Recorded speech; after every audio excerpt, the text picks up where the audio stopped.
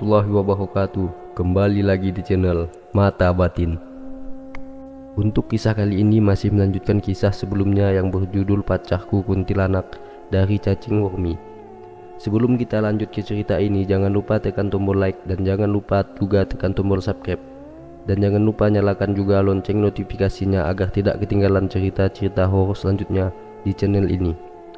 Buat teman-teman yang ingin membaca langsung ceritanya, silahkan saja langsung kunjungi linknya atau langsung cari di Twitter Cacing Wormi. Dan seperti apa lanjutan cerita kali ini? Langsung aja ke ceritanya.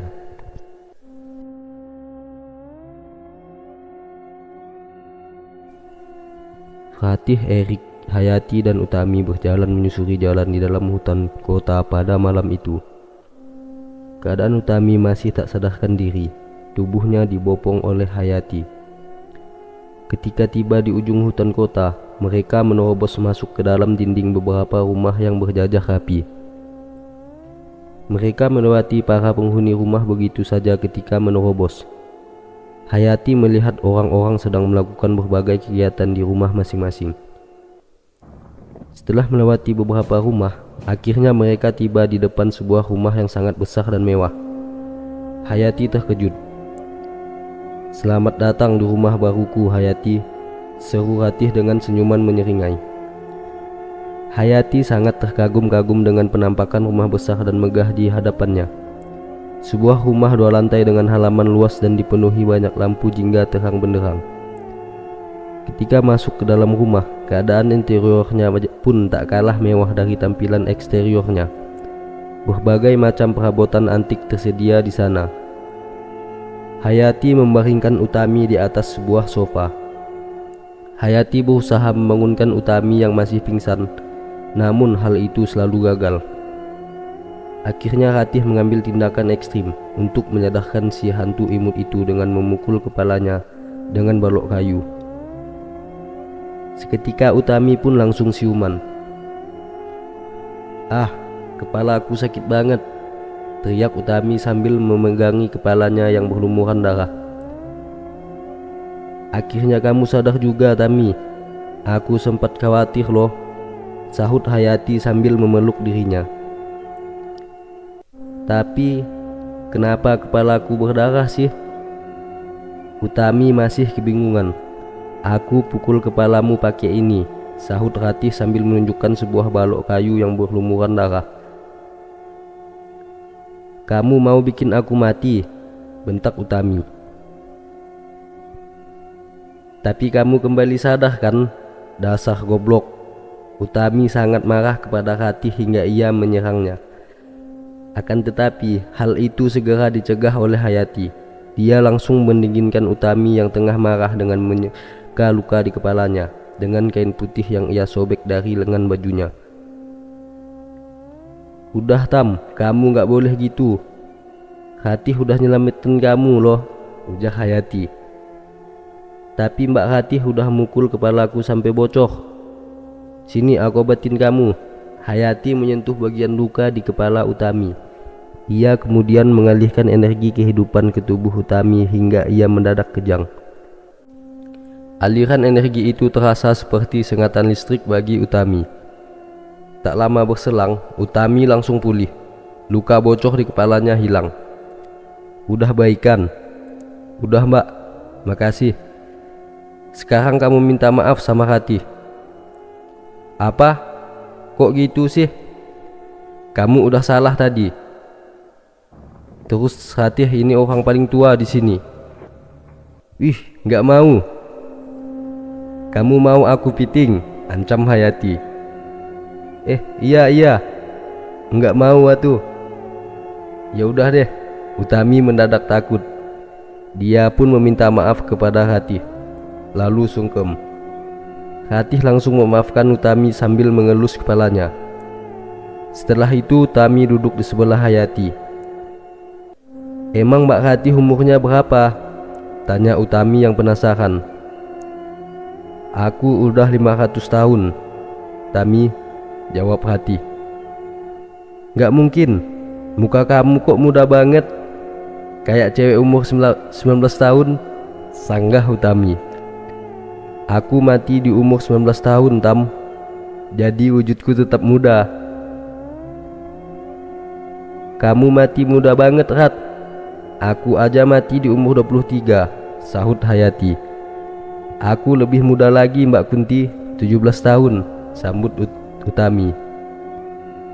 Semua dari kita pada mati muda ya. Tragis banget, ungkap Hati. Makanya kita jadi setan, Rat, pungkas Hayati.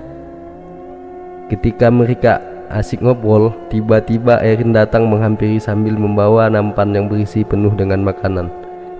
Mata Hayati langsung berbinar ketika melihat hak itu. Akan tetapi Utami malah sebaliknya. Ia merasa sangat jijik melihat makanan yang disajikan. Makanan yang disajikan Erik adalah daging bangkai tikus, kucing, dan ayam yang sudah membusuk dan berbelatung. Selain itu terdapat pula bekas pembalut wanita yang berlumuran darah serta beberapa botol yang berisi darah. Hayati langsung menikmati makanan mengerikan itu dengan sangat lahap. Ia mencabut kepala kucing dari tubuhnya lalu menggerogotinya seperti makan buah apel. Begitu pula Ratih yang membelah perut ayam lalu mengambil ususnya dan memakannya. Utami semakin merasa mual melihat teman-temannya makan. Beberapa kali ia merasa ingin muntah. Bau busuk pun menyeruak di sentero ruangan. Ayo makan, Tam, biar kamu dapat energi, ajak Hati sambil mengunyah kaki tikus. Enggak, Mbak, jijik banget anjir, tolak Utami. Nih makan, bagus buat tubuhmu, Tam. Mengandung banyak protein dan zat besi, tawa Hayati sambil menyodorkan otak kucing kepada Utami. Ih, nggak mau ah, aku mending nggak makan. Lagian aku nggak pernah ngerasa lapar sejak aku mati. Utami menolak keras. Ya udah, buat aku aja otaknya. Hati langsung menyambah otak itu dari tangan Hayati, kemudian memakannya. Enak banget ih. Kamu kok tahu tentang gizi sih, Hayati? Lanjut Hati. Semasa hidup aku ini dokter, Hat, jawab Hayati. Walah, pantas. Utami baru menyadari kalau dirinya sedang berada di dalam sebuah rumah mewah. Ia terkagum-kagum dengan isi rumah itu. Wah, Mbak, ini rumah kamu? Tanya Utami. Iya, bagus kan? Jawab Hati sambil mengunyah. Bagus banget, Mbak, pasti mahal, sanjung Utami. Pastilah, super mahal, sambung Hati. Hati, kamu punya duit dari mana bisa dapat rumah segede gini? Sahut Hayati. Sebenarnya yang beli rumah ini sahabatku, Besti gitulah. Dia ngajak aku untuk tinggal di sini. Siapa sahabatmu, Ratih? Tanya Hayati penasaran. Nanti akan kukenalkan dia sama kalian minggu depan, sekalian acara pernikahanku sama Erik, balas Ratih. Oh alah, kamu mau nikah, Rat? Hayati terkejut. Iya Hayati, udah lama banget aku menjanda, pungkas Ratih. Utami ikut senang mendengar hal itu. Ia lalu memperhatikan sosok Erik yang tengah duduk di hadapannya. Utami kembali bergidik melihat Erik tanpa kepala. Menyadari Utami memperhatikan pacarnya, Ratih pun bertanya, Hei kamu, liatin pacarku terus, ganteng ya? Ya ganteng sih Mbak kalau ada kepalanya, jawab Utami. Betul Tam, kok malah dibuntungin sih Rat? Tambah Hayati. Kan udah ku bilang, Erik ini bawel dan resek. Jadi kupotong aja kepalanya biar dia diam dan penurut, jawab Hati. Dasar aneh. Kalau mau ciuman gimana? Ya tinggal tetesin aja lehernya pakai ramuan perawan. Nanti juga tumbuh lagi kepalanya. Habis puas ciuman, ya aku potong lagi lehernya. Hati dengan diakhiri tawa Kunti. Dasar Kunti sadis, sahut Utami sambil bergidik. Hatih dan Hayati tertawa melihat ekspresi Utami. Bagi mereka perilaku sadis seperti itu merupakan suatu kebiasaan dan gaya hidup. Oh iya Mbak Kunti, bukannya kamu ada yang pengen diomongin sama Mbak Hatih? Lanjut Utami. Oh iya, mau ngomong apa kamu? Sambut Hatih. Soal mimpi buruk, Hat. Akhir-akhir ini aku sering mimpi buruk didatengin Kunti yang mau bunuh aku, jelas Hayati. Bentuk Kuntinya kayak gimana? Gak jelas Rat, mukanya gelap, jadi aku gak tahu. Kamu harus waspada Hayati, berarti benar ada yang mau bunuh kamu, tegas Ratih. Loh, kok Mbak Ratih malah percaya sama mimpi sih, sahut Utami. Kalau mimpinya sekali dua kali, itu berarti nggak ada apa-apa Tam. Tapi kalau sering berarti itu pertanda, jelas Ratih. Kenapa Mbak Ratih? Apa ada orang yang mau bunuh Mbak Kunti? Lanjut Utami. Entahlah, mungkin Hayati banyak dosa kali. Emang kamu udah ngelakuin apa Hayati? Sambung Ratih. Aku udah menang duel gaib sama Wewe Gombel, jawab Hayati. Wewe Gombel? Maksudmu Mandalini, majikan kamu? Iya Rat, aku terpaksa melakukan itu karena dia mau bunuh Mas Nawi.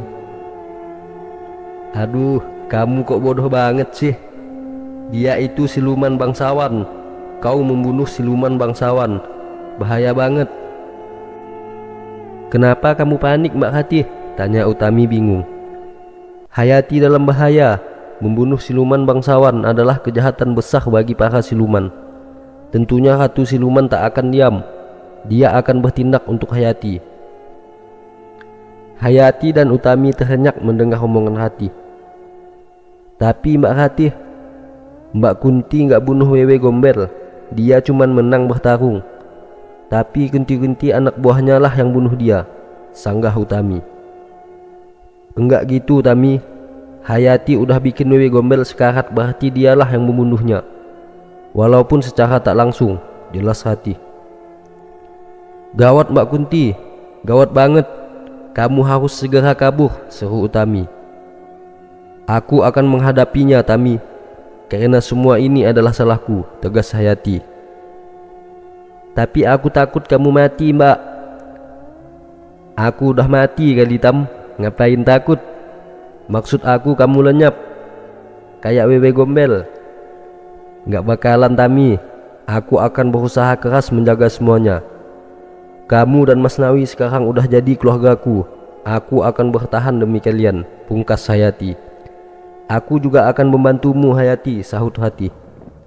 Hayati terharu dengan tawaran Ratih. Ia pun memeluk kuntilanak itu sambil menangis. Setelah itu mereka melanjutkan makan malam mengerikan sampai semua makanan busuk itu habis. Pukul 1 dini hari, Hayati pulang ke rumah. Ia melihat Asnawi tengah tidur lelap di atas ranjang. Pemuda itu tampak memakai jaket tebal dan kain sarung. Hayati kemudian naik ke atas ranjang, lalu berbaring di sebelah Asnawi. Ia memandangi sang kekasih hati yang tampak damai. Hayati mengelus kepala Asnawi sambil bergumam pelan.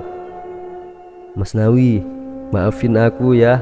Gara-gara aku, sekarang kamu jadi banyak kena masalah.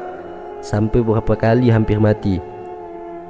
Tiba-tiba Asnawi terbangun setelah merasa kepalanya dingin. Ia membuka matanya dan melihat Hayati berlinang air mata. Kamu kenapa nangis? Tanya Asnawi. Enggak mas, aku cuman bahagia aja bisa pacaran sama kamu, jawab Hayati. Kamu habis dari mana sih? Dari rumah teman mas. Oh, aku kira kamu habis nakut-nakutin orang. Ih, kamu fitnah aja ih. Hayati mencubiti wajah Asnawi. Au au, sakit anjir, teriak Hayati. Kamu sih nyebelin, dasar kunti alay. Ayo sini tidur. Iya mas, maaf ya. Asnawi memeluk tubuh Hayati yang berbaring di sampingnya. Hayati merasa nyaman dalam dekapan sang kekasih. Untuk sementara perasaannya menjadi tenang.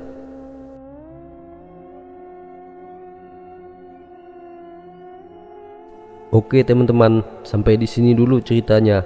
Nantikan kelanjutan kisah ini di video berikutnya. Biar tidak ketinggalan, klik tombol lonceng notifikasinya dan subscribe channel ini agar tidak ketinggalan cerita-cerita berikutnya. Assalamualaikum warahmatullahi wabarakatuh.